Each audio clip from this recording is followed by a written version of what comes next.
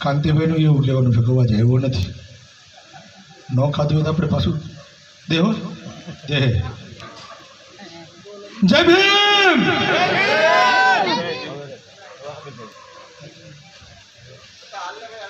આજે રામદેવ પીરનો જે પાઠ ગીરો છે અને તે અનુસંધાને મને અહીંયા બોલાવી અને જે માન સન્માન આપવામાં આવ્યું છે એ બદલ હું કાંતિભાઈનો અને પરિવારનો અને ગ્રામજનોનો આભારી છું. પણ મારું સન્માન ન હોય, કેમ કે અમે તો સમાજના સેવક છીએ અને અમને જેટલી ખબર પડે ને એટલી સમાજની મદદ કરવાના પ્રયત્નો કરતા હોય, કેમ કે અમે મહામાનવોને વાંચ્યા છે અને એનો જે સંઘર્ષ છે ને એને અમે અનુભવ્યો હોય.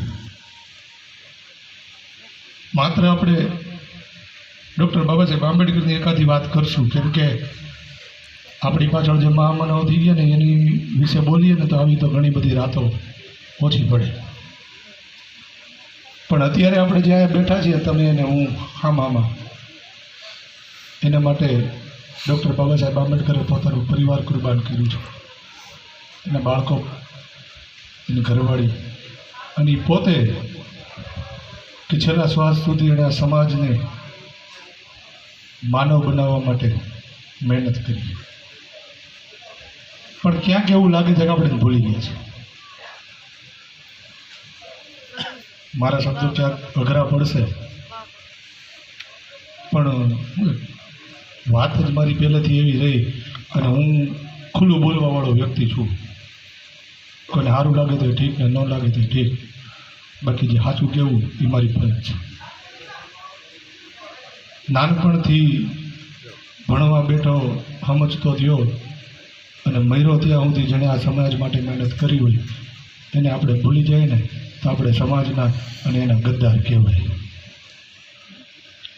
અને 2-4 પેઢીઓ પછી જ્યારે આ સંઘર્ષ ચાલુ હશે અને ત્યારે આપણી પેઢીના જે બાળકો હશે એ ભેગા થાય ને ક્યાંક ચર્ચા થતી હોય છે ને તો દલાલોની લિસ્ટમાં અમારા નામ ના આવે ને એટલા માટે સમાજ માટે મહેનત કરી છે.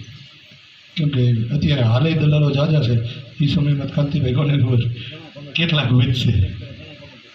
અને અત્યારે અમારે થોડીક ફેસબુકની રમતો હાલી રહી છે, તેમાં ઘણી સારી બધી કમેન્ટો આવે છે. પણ એ બધો કાર્યક્રમ અમારે 12 તારીખે સમૂહ લગ્ન રાખ્યા છે. તમને બધાની હાજરી એક આમંત્રણ આપી દઉં કે આવતી 12/5/2025ના રોજ ચલાલાની બાજુમાં મોટી ગરમલી મુકામે મેં 5 દીકરીઓના લગ્નનું આયોજન કર્યું છે. અને મેં એવી દીકરીઓ ગોતી છે કે જેને હકીકતમાં જરૂર છે, કેમ કે સમૂહ લગ્ન તો ઘણાય થાય છે પણ બધા પોતપોતાની રીતે જોડાઈ જાય અને આયોજકોએ બિચારા જોકે સમાજે દીધું છે સમાજને દેવાનું હોય, પણ જ્યાં જરૂર હોય ને એવી વ્યક્તિઓને નથી મળતી. એટલે મેં એવી શરૂઆત કરી છે કે જે બહેનોને દેવાનું હકીકતમાં દેવું જોઈએ એને દે, અને માત્ર લગ્ન કરીને છૂટો નથી થતો. હું જ્યાં સુધી જીવીશ ને ત્યાં સુધી એના મામેરા ભરીશ. એટલે આ સમૂહ લગ્નમાં તમે બધા હાજરી આપી અને મને જે આ માન આપ્યું હતું ને એ માન આપશો એવી આશા રાખું છું. રહી વાત અમારી ફેસબુકની હાલતી હતી, તો ફેસબુકમાં અમે હમણાં રમીએ છીએ એકાબીજાના વિરોધ કરવા. જોકે મેં કોઈનો કર્યો નથી, તમે જોયું છે. મેં હજુ ક્યાંય એકે કમેન્ટ નથી કરી, એકે પોસ્ટ નથી કરી, વિડીયો નથી મૂક્યા, પણ કરવાવાળા કરે છે. મેં હમણાં કીધું ને કે પેઢીઓ પછી અમારું નામ દલાલી ના આવે એટલા માટે આ મહેનત કરી છે. આપણે 8.5 વર્ષ જેલમાં ભોગવા, એની હાટું જ નતા ભેગવા, સમાજ હાટું જ ભેગવા હતા. અને 2 પેઢી પછી કાંતિવાળાનું નામ છે ને જે લેહે ને આમ છાતી ફૂલાવીને લેહે કે ભાઈડો હતો. એટલે અમારે દલાલ નથી થવું. તમને માત્ર એટલું કહીશ કે ભલે ન ખબર પડતી હોય તો કાંઈ નહીં, પણ અમારી જેવા જ્યારે તમારી વચ્ચે આવ્યા હોય અને તમને આ મહામાનવના સંઘર્ષ વિશે અને તમને અહીંયા બેહવા માટે હું કર્યું છે એ બધું સમજાવીને જાય ને તો 2 હાથ જોડીને વિનંતી કરું છું કે હવે પછી એને ભૂલી ન જતા. આવા કાર્યક્રમો કરીને તમે ભેગા થાવ છો એ બહુ સારી વાત છે,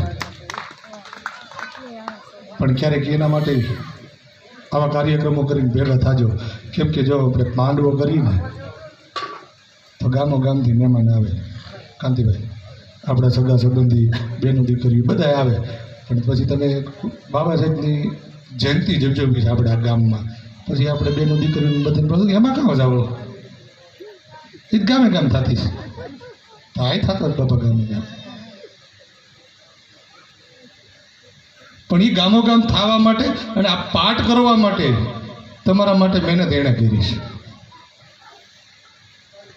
જ્યારે મંદિરમાં નહોતા ગરવા દેતા, જ્યારે તમને શ્લોક નહોતા બોલવા દેતા, ભગવાનનું નામ લેવાઈ ગયું તો મોઢામાં શીશુ રેડી દેતા, સંભળાઈ ગયું તો કાનમાં શીશુ રેડી દેતા, તમારી જીભું કાપી લેતા, અને ડૉક્ટર બાબા સાહેબ આંબેડકરે તમને મંદિરમાં ગરવા દેવા માટે થઈ અને સંઘર્ષ કર્યો. એણે મંદિરમાં તમને એટલા માટે ગરવા દેવા માટે સંઘર્ષ કર્યો હતો કે તમે મંદિરની અંદર જઈને જો કે આ મંદિરમાં માત્ર એક પથ્થરની મૂર્તિ છે, બીજું કાંઈ નહીં. તો આપણે અંદર ઘરે સીધા જ પગે પડી ગયા.